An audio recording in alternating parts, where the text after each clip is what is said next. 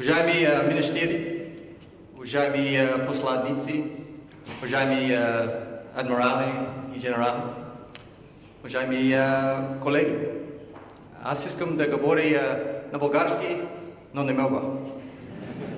So, as I transition, let me begin by thanking Jordan Vasiljev and the Sofia Security Forum, not only for the opportunity to participate today, but for such a robust agenda of important topics that we've already heard from the podium and that we'll continue to hear in the coming days. I'm truly honored to be among such an accomplished group of experts in the security arena. Excuse me. We recently turned back our clocks for daylight savings time. So in that spirit, I'd like you to consider NATO as it existed 15 years ago. At this time, it had just grown to 16 members, with the inclusion of Poland, Hungary, and the Czech Republic. Operation Allied Force had just concluded with a 78-day bombing campaign that marked the end of a nearly decade of conflict in the former Yugoslav republics. From a U.S. perspective, we were only a year removed from 2 embassy bombings in Africa by radical extremists with links to a little-known group called Al-Qaeda. Globally, there was significant concern about something called Y2K. What would happen when our increasingly computer-dependent society switched its clocks to a new millennium? 15 years ago, I was a student at the Air Command and Staff College in Montgomery, Alabama. And I wrote a research paper on NATO expansion and the revision of the strategic concept that added this collective security that we've been talking about so much to the cornerstone of collective defense. As an officer who started my military career in the early 1980s, I was intrigued with where NATO was going in its changing role, from confrontation with the East Bloc to cooperation, partnership, and dialogue across most of Europe. Little did I know that after graduating from Air Command and Staff College, I'd get the opportunity to serve in a NATO assignment. And I even had the chance to participate in exercises with future Bulgarian colleagues like Rear Admiral Petev, right here in the audience, who will speak in a panel tomorrow. Also, little did I know how the uncertainties of 1999 would look 15 years later when I'd have a chance to speak to such a distinguished and serious group of professionals like you. Now that we've turned the clocks back, let's consider our current situation 15 years later and see if maybe our perspective has changed a little bit. NATO is preparing to transition, as we've heard, to its role in Afghanistan at the end of the year.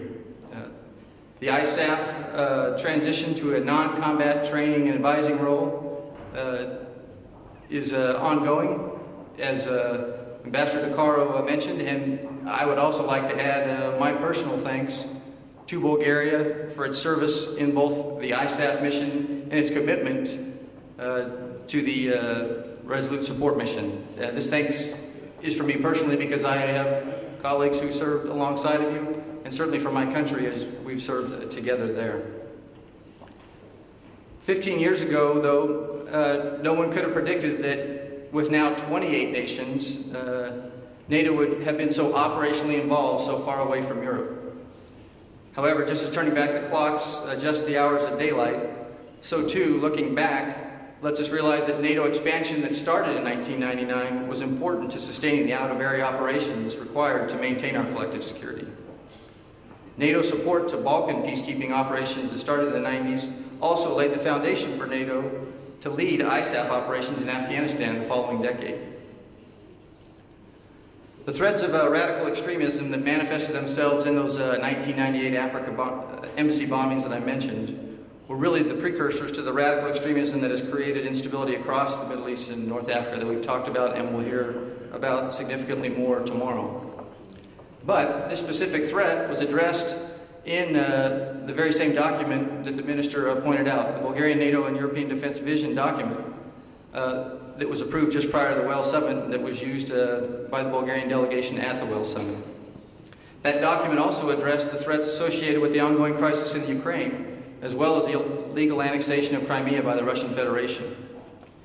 It was these two issues, Russia's aggressive actions in the Ukraine and growing instability from the Middle East and North Africa, that NATO heads of state called out in their opening paragraph of the Wales Declaration. Likewise, at the conclusion of the summit, my Commander-in-Chief, President Obama, summarized it this way: He said, "We've met at a time of transition and time of testing. After more than a decade, NATO's combat mission in Afghanistan is coming to an end. Russia's aggression against Ukraine threatens our vision of a Europe that is whole, free, and at peace.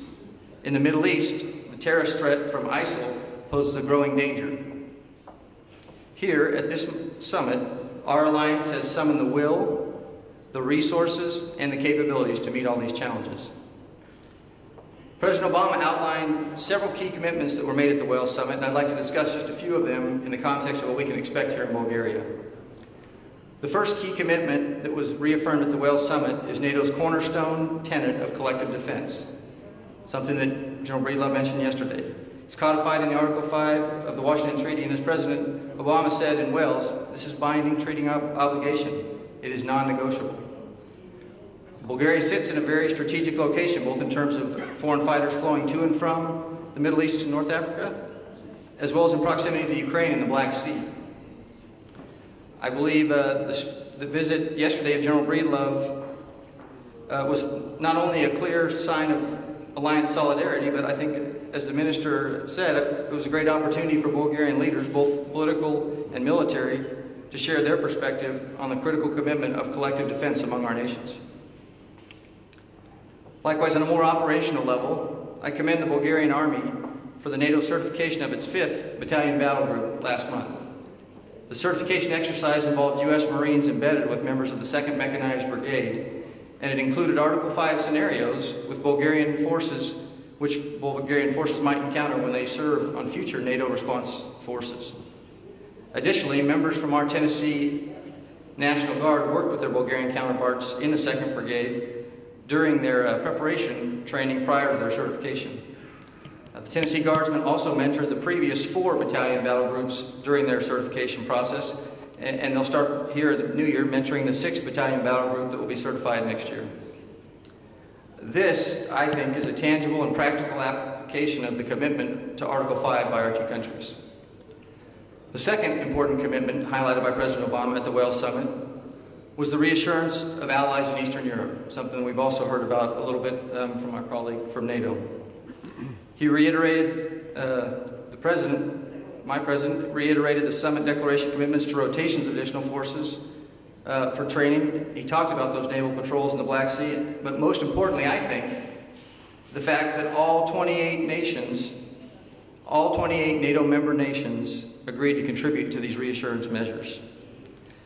In my 5 months on the job, U.S. forces have had tremendous support from our military counterparts in the Bulgarian military. In the coming year, our joint facility adjacent to the Novosello training range will accommodate even more Bulgarian, U.S., and other NATO partner nation soldiers as they train and exercise together. Additionally, Graphic Nativo Air Base will continue to host several U.S. and other allied aircraft as we exercise and train together over the skies of Bulgaria. Exercises like Thracian Eagle in August, which included F-15Cs from the United States Air Forces Europe, are a great opportunity for us to work on our interoperability from a training perspective and from a way that we can work on our NATO standards together.